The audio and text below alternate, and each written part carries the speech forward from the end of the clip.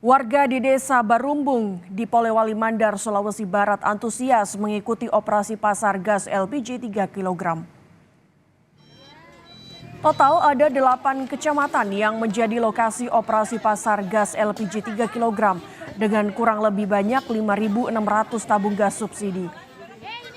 Untuk mendapati satu tabung gas dengan harga Rp18.500, warga harus memperlihatkan kupon yang telah dibagikan kepada mereka sehari sebelumnya oleh aparat desa.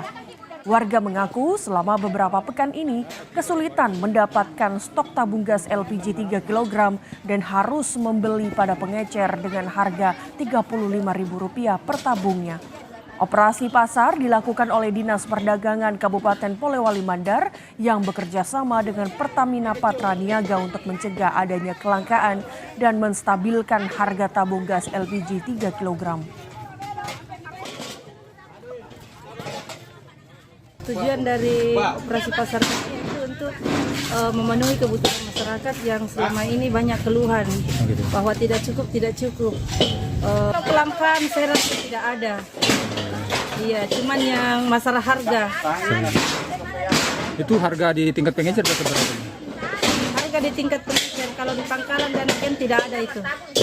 Karena Iya, semua sesuai.